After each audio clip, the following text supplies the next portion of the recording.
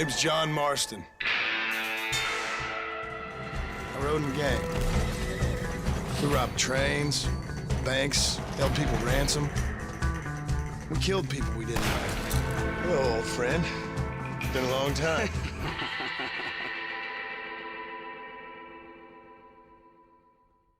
Red Dead Redemption is one of those games people swear you have to play at least once in your lifetime. I'll admit, I'm late to the party. I tried the Red Dead 1 intro on PS3 about 15 years ago, and I couldn't make it past the snowy opening in Red Dead 2. I've grown a lot as a gamer since then, and now, a decade and a half later, they remastered it for PS5, so I think it's a perfect time to go back and give it another shot. Everyone talks about how legendary these games are, but is Red Dead Redemption 1 actually good? Most people know Red Dead Redemption, but did you know it's actually a spiritual successor to the 2004 Capcom project called Red Dead Revolver? Rockstar bought the IP from them and turned it into what we know today. Development was no small feat. It took a $100 million budget, 5 years of work, and a 1,500-page script for over 450 characters. And it paid off big. Millions sold, and it won multiple Game of the Year awards. The game originally launched in 2010 for PS3 and Xbox 360, but I played the PS5 port because they added it to PS Plus back in December. It's got 4K 60 FPS and DualSense support, which make a world of a difference. Unfortunately, they did not include the multiplayer, so I wasn't able to play that at all. And honestly, seeing how well this was handled makes me think a Red Dead 2 update is imminent, so I might just wait for that before diving into the sequel. The gameplay feels surprisingly fluid for a 15-year-old game. You can't go out guns blazing like Rambo or else you'll die. Medicine is very useful to heal up, especially when a cougar or bear two-shots you. You don't have a health bar, your screen just flashes red when you get low, and your health will regenerate after not being hit for a few seconds. Deadeye is easily one of my favorite mechanics in gaming. It's basically Franklin's ability from GTA 5, but on steroids. Pairing it with the default auto-aim makes you feel like Django Unchained in every gun battle. You can turn it off, but I do think the game was designed with auto-aim in mind. The way I used it is I would aim in real quick, press Deadeye to slow everything down, and then get easy headshots. It's not 100% effective though, like when I Randy Johnson this bird who flew right in front of me as I shot. You start off with a pistol, and you unlock new weapons as you progress through the game. You can get them from completing gang hideouts or buying them in the shop. Horse progression is non-existent in the remaster. It started me out with the Black Warhorse deed for free, which could not have been in the game originally. It was an endgame horse that you got to use from the start, and it made life a breeze. It was super fast and had pretty much unlimited stamina. One thing I didn't enjoy was spamming X to gallop. I'm pretty sure this game accelerated my inevitable arthritis by a few years alone. I wish it was like The Witcher 3 where you could just hold it to maintain a certain speed. What I did like is you can buy multiple properties throughout the game to save and restock ammo at. You can also fast travel to any previously visited town using the stagecoach. You can choose to skip the ride or watch it, which is kinda chill, just like the taxis in GTA. It does cost money at first, but if you complete Treasure Hunter rank 5, which you can do fairly early on, it becomes free. And I gotta say, it took me longer than I'd like to admit before I realized you could just fast travel directly to your waypoint. The honor and fame systems actually give benefits. Being a good guy gets you store discounts and double the pay from jobs, while being an outlaw will cause John to insult people and replace his horse with a dark one. There's also a fame system that you can max out for additional benefits. I do like these kind of systems. It kind of reminds me of Fallout 3's karma system. The open world is a masterclass in immersion. From the southern accents to the atmosphere of the environment, it truly makes you feel like you're in a western. The towns are lively, and NPCs actually do things like this guy butchering meat, the blacksmith creating horseshoes, or this nun accidentally ran over with my horse. You can actually see him pull out the individual birds and cut them up. They aren't just walking around for the sake of filling up the world. There's even a fully functioning railroad train. People in town can challenge you to a duel where you pull out your revolver and shoot them, which is peak Western fantasy. You might even catch some hooligans dragging people through town on their horses. There are countless random encounters and side quests you can run into while exploring, like taking out these bank robbers and returning the safe, or the side mission that makes you capture a human for a hungry cannibal. This maniac tried to eat me! We got cannibals in these here hills. Please help me. What? Please. Fellas gotta eat now. Fellas got to eat. Save me from this freak, please. Please. There are a lot of activities to do, like playing horseshoes, arm wrestling, gambling, or even watching movies. Horseshoes is actually pretty fun, but Five Finger Fillet was a bit annoying having to input the correct button order in such a short amount of time. Gambling is a good source of money, and you can even cheat in poker using the elegant suit. I only did this to unlock the various outfits required for 100%ing the game. And fun fact, if you get caught cheating, they'll challenge you to a duel and you'll lose all your chips. I had to do this to obtain the Deadly Assassin outfit. Some outfits require you to complete certain tasks like that to unlock them. The gang outfits let you blend in with the enemy, and the bandana makes it so your honor level can't be changed because no one can see your face. I just ended up using the Deadly Assassin's outfit the whole time because not only did it look the best, but it made your Deadeye regenerate twice as fast. In addition, there are challenges to complete which are very much worth doing for the rewards. There's 4 main groups of 10 challenges that get progressively harder as you explore the map.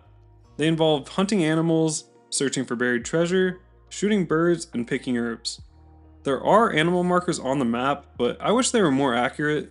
For example, challenge 6 I had to skin foxes, raccoons, and skunks, but I found all of them at the boar icon thanks to a 15-year-old forum post. You can make hunting a bit easier by using bait, but there's no guarantee that it'll summon the animal you need. You can also skin animals to make a bit extra money. The neat thing is that if you sell the loot from an animal in one territory, you can sell it for a premium in another territory where that species is not native. This made me want to save my hides until I could find the best possible price, like I did with these grizzly furs from East America to a vendor in Mexico. The animation does take a few seconds and it does add up every time. I wish you could skip the animations like in Witcher 3.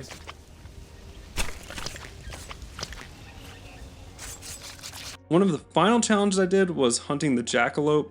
It's a rare spawn variant of the rabbit. Wild horses are tameable, and if you break them, you can buy a deed to make them your primary horse when you press up on the D-pad to summon it. Finding herbs may sound simple, but they don't show up on your minimap unless you get very close to them. To deal with that, you must buy a survivalist map which shows herbs on your map for 20 minutes from a much farther distance.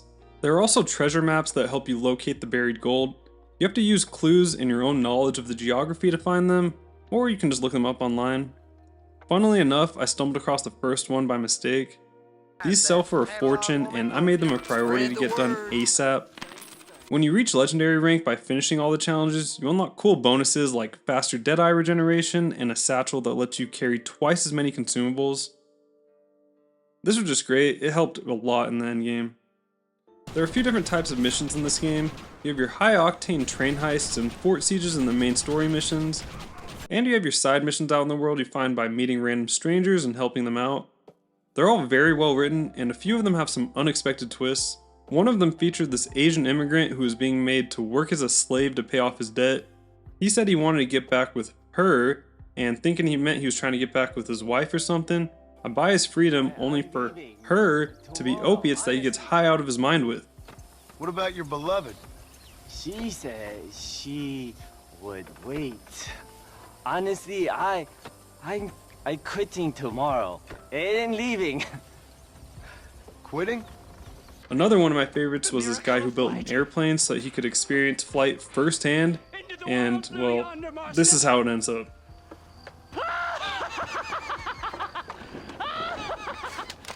Oh dear.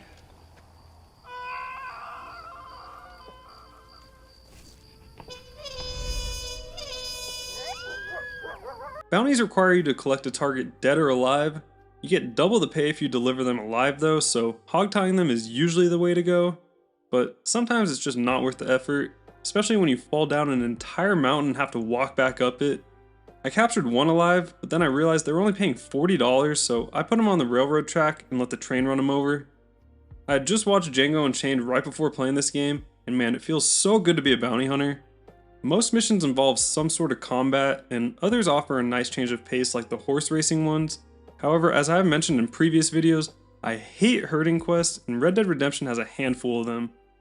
They are slow, they're clunky, the cows run away, and they take forever. I really wish these did not exist. You play as John Marston, a former outlaw forced by the government to hunt down his old gang to save his family, It's a classic setup, but the people you meet along the way are what make it special. Right off the bat, John seeks out Bill Williamson at Fort Mercer to negotiate with him. It doesn't work out so well. Implores. I implores you to go back and tell them to send someone just a little bit more impressive next time. Well?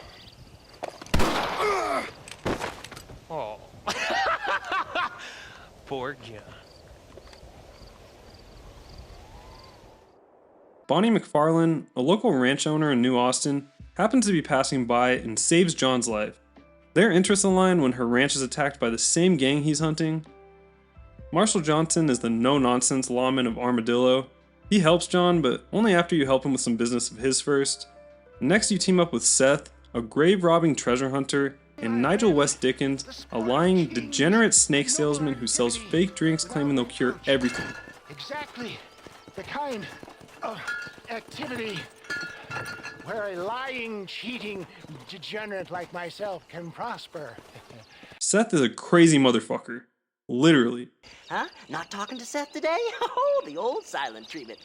Oh, whoa, whoo. Are you hiding something from Seth? Oh, you naughty little whore. He channels his inner Asmongold and has not showered in over 6 months. I ain't washed in 6 months. My hair falling out, my mind's going. John puts up with Nigel's BS because they need his wagon. They use it as a Trojan horse with a mounted belt-fed machine gun inside of it to infiltrate Bill's Fort Mercer. First, they need to get the machine gun though, and for that, they rely on the Irishman. Not to be confused with the Scorsese film Irishman. Give me that. I'm your old friend Amnesia. Oh, Uncle! Blimey! I've come to tell you. Irish is a drunken fool who nearly gets you killed on a wild goose chase before finally providing the machine gun we need.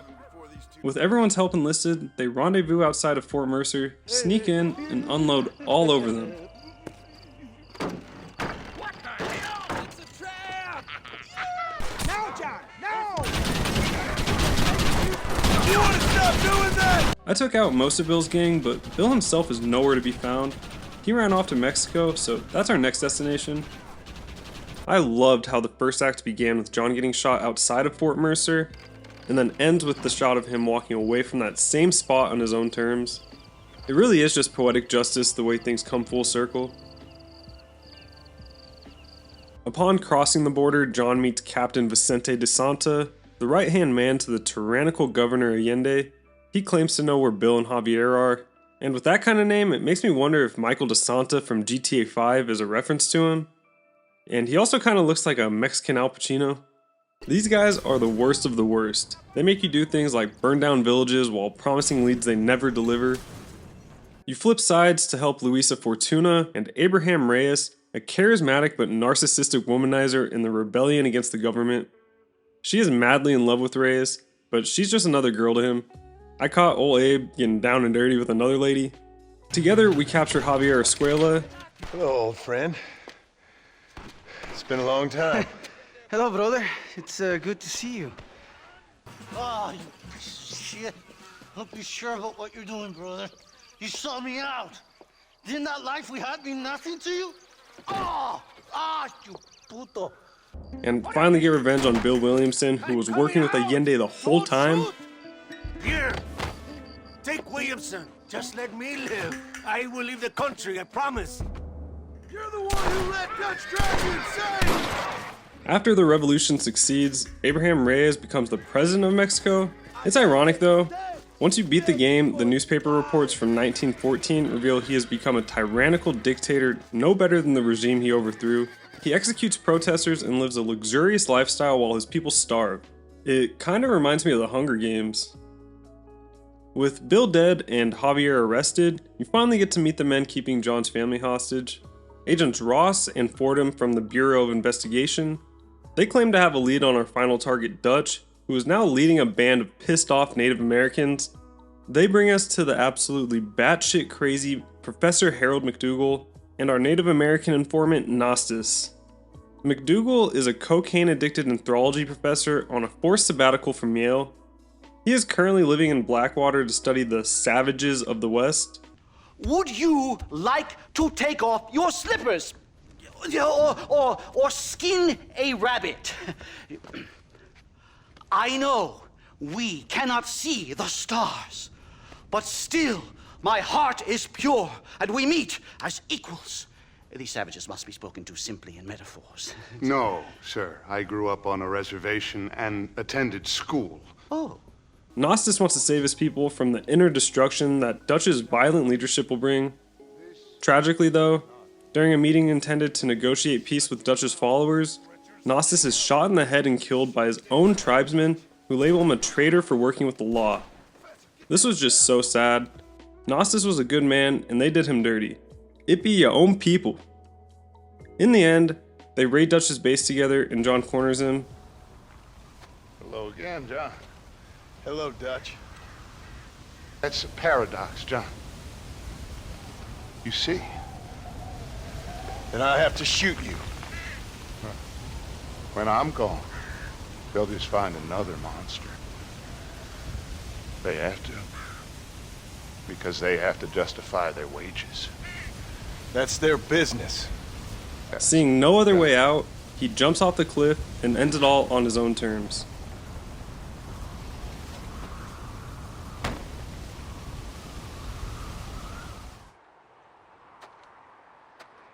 And with that, John finally gets his redemption and gets to go home to live happily ever after. Back at his ranch, John finally gets that good old family time with his wife Abigail. You no good hillbilly piece of shit! I thought you was dead! I thought you was dead, John, huh? Where you been? Where you been? You know where I've been, darling. His son Jack. Hello, sir. And Uncle, who's not really family, but he's been around so long that everyone calls him that anyway. Spoiler warning, if you haven't played this yet and plan to, skip ahead, because the finale is best experienced in a blind playthrough. The epilogue is basically just John reacquainting himself to a normal life of a rancher. The missions involve doing various tasks around Beecher's Hope to get it set up. John reacquaints himself with his son Jack, but it's a bit awkward. He calls him sir and talks to him like he's a stranger. John has been away for so long that Jack's basically grown up without a father figure. And it's not because John doesn't want to be there, it's because he does want to be there, but first he has to take care of some demons from his past. It's hard to explain something like that to a kid. Like, what is he supposed to say? Oh son, I'm an ex-gangster and have to go hunt down my old brothers who you knew like an uncle? The game takes us on a ride to go buy some cattle with his son, and it feels like a victory lap going back to where it all started in McFarlane's ranch with Bonnie. This is where John teaches his boy how to hunt, and you can see the difference in how he skins an animal for his first time versus how John with experience does it. I really like this part because you get to see the payoff of what you're working for the entire game. The whole reason John wanted to bring justice to his old gang was to get his family back, and he has finally done that. Spending time with them makes them feel real. He truly did find redemption. But of course, nothing good lasts forever, and the ranch is attacked by a bunch of John's old friends who end up killing Uncle.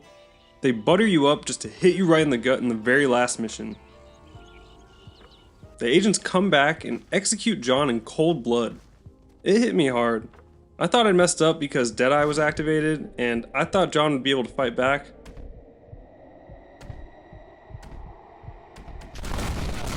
But there was just too many. John was outnumbered and outgunned, and he fought his last fight. When this happened, I just sat there stunned, trying to process what happened. John had finally done what the government told him to do. He was living an honest life, and he still got gunned down in cold blood. It's not just wrong, it's evil. It makes you want to get revenge on them, just like The Last of Us 2 did with Ellie.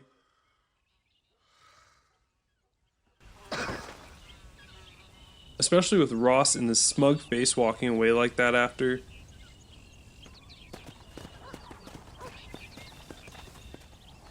John's family comes back to find him, and it's just heartbreaking.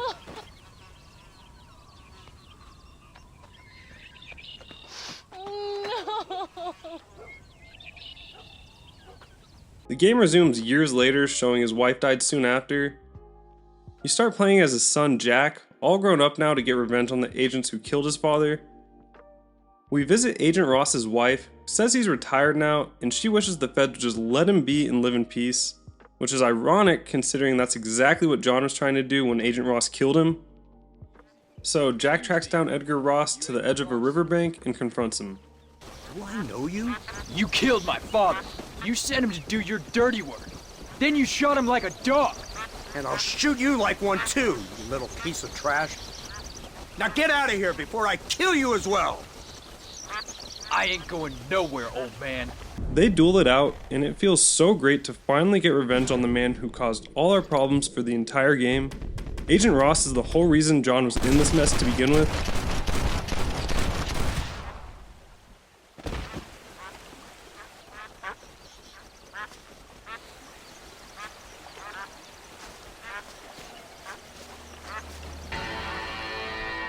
This was a great ending.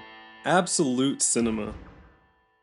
Now, John may be dead, but that's only a minor setback in the DLC, Undead Nightmare.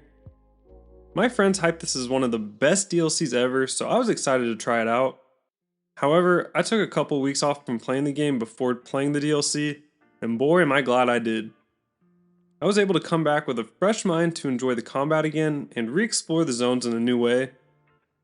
The DLC takes place immediately after the events of Act 3 where Dutch dies and John reunites with his family. The map progression is completely backwards compared to the main game. You start in West Elizabeth and make your way to Mexico and then back to New Austin while meeting all the cast again. I really like this. It breathed new life into the game. Uncle comes back looking very sickly and infects Jack and Abigail. John has no choice but to put the old fart out of his misery and lock his family inside of his house. He arrives in Blackwater to look for a doctor, but the town is completely empty. This shit is so cool. Being able to go back to all the zones you just played through, and now it's in a state of chaos and everything's on fire. This must have been so fun for the devs to just come back and give things a makeover for a zombie DLC. You get to see how everyone deals with the zombie apocalypse in their own way, like Gnostus getting his revenge on Professor McDougal, or this group of survivors camping out on a roof. Well, they let in too many foreigners. Just shut the goddamn border, or things like this happen. My daughter was just some satanic demon's lunch because of the goddamn government. Seth befriends the zombies and treats them like a pet. He even throws a party with them and has one of them playing the violin. I thought this shit was so funny after he was obsessed with exhuming and talking to corpses. Bonnie's farm is ravaged by undead and set ablaze. Her father turned into a zombie and we had to blow his brains out. The marshal has a zombie jailed with a healthy guy, and the zombie bites the other guy, so he has to shoot both of them. The complete lack of awareness to let them be in the same jail cell is pure comedy. Nigel West Dickens is at Fort Mercer, this time trying to scam people with a cure to the zombie outbreak. And lastly, Abraham Reyes is the reason this whole outbreak started. He broke into an ancient tomb beneath his villa in Escalera to steal an Aztec jade mask. He believed the legends that it would grant him eternal life and invulnerability. Instead, it unleashed a curse upon the lands, raising the dead back to life. To be fair, he did get what he wished for. He became immortal, but at the cost of his humanity. John ended up saving his family and returning the mask to the tomb, and lived happily ever after, until Seth steals it again. This causes John to crawl out of his grave from the end of the game and return as Zombie Marston. This skin looked cool because it was the cover of Undead Nightmare, and it makes zombies pretty much ignore you. The one downside is that he walks funny. This is due to the injuries he sustained when he died.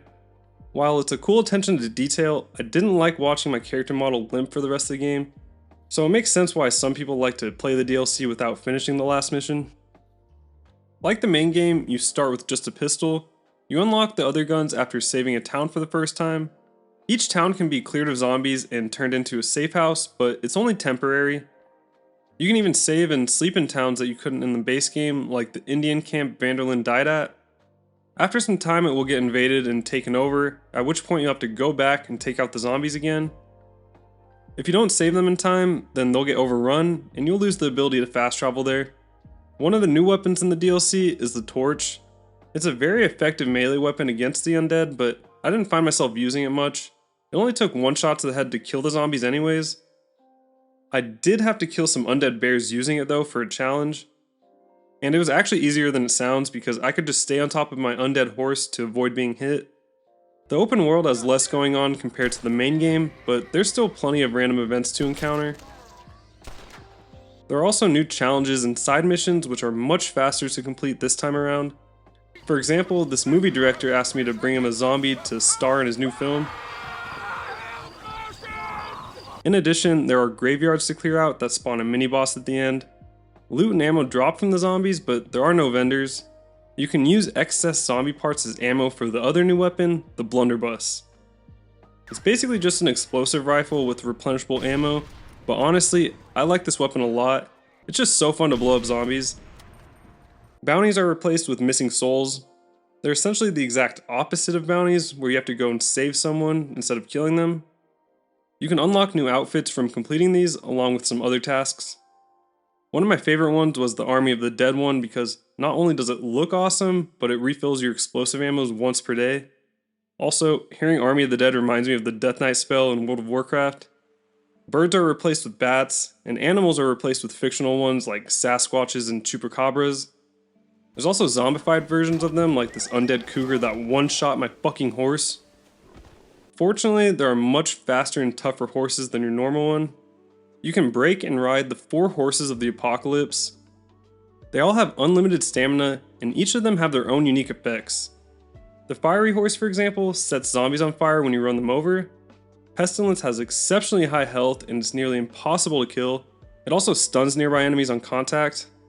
Famine is the fastest of the 4 horses, especially when traveling off-road. And the Death Horse, which you get for beating the DLC, literally kills zombies when you run them over. Also, after taming all 4, you unlock the ability to summon them anytime you want.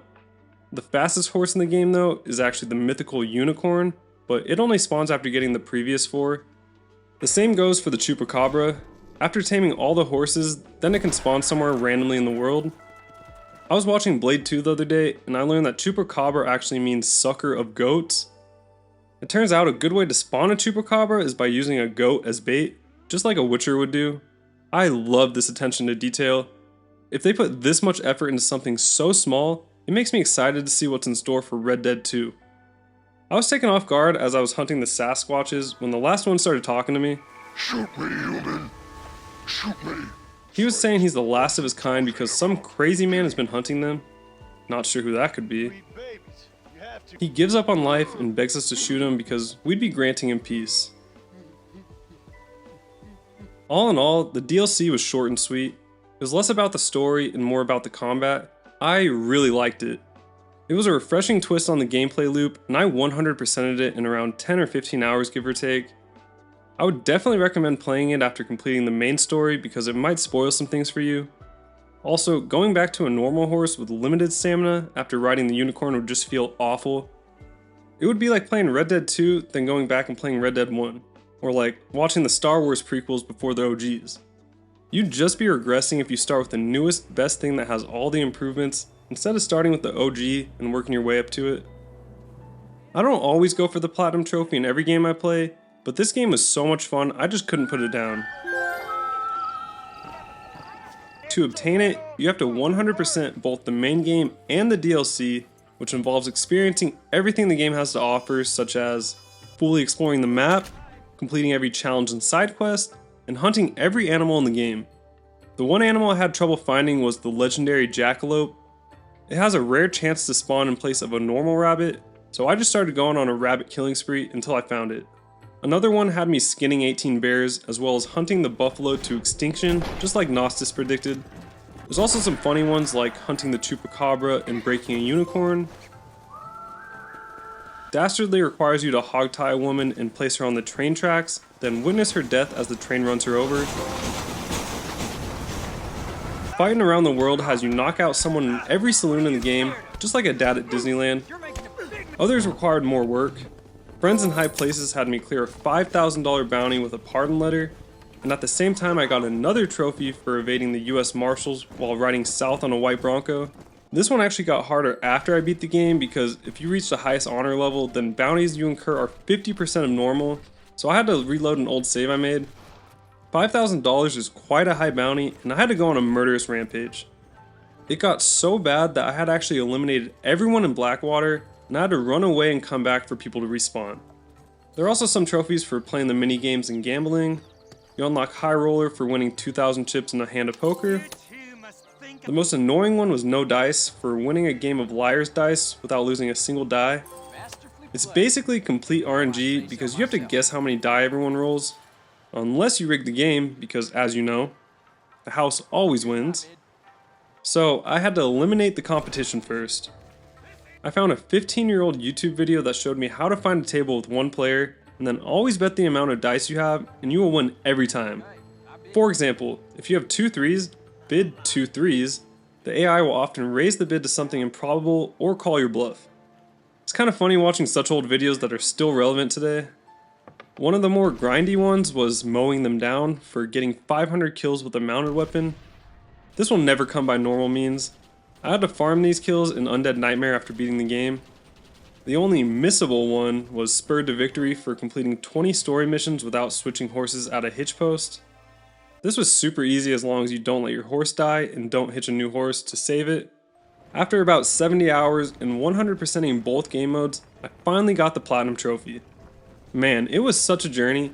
It feels so good to finally complete a game in its entirety, and that's partially why I make these videos. I enjoy documenting my experience, playing the games, and highlighting the best parts, many of which grant you achievements, so it's a win-win in my books. So, is Red Dead Redemption actually as good as they say? Yes. Yes, it absolutely is. I give it a 10 out of 10 rating and recommend anyone looking for a good Western game or a break from the GTA games to play it. The combat is fun, and the open world is one that modeled many games that came after it, like Witcher 3. After finishing the game, I finally understand why people like it so much. You get to really feel like a true cowboy out in the Wild West. The game is realistic, the story is comical, and the characters are batshit crazy. After experiencing that masterpiece, I am so much more excited to try Red Dead 2 now. Just thinking about how the snow in Red Dead 1 pales in comparison to the snowy area in the intro of 2 has me hyped. So, what did you think of RDR1? Do you have a favorite mission or character? Drop it in the comments. Like and sub if you want more retrospectives and hit the bell for notifications. Let me know what video you want next. Maybe RDR2? I don't know, we'll see.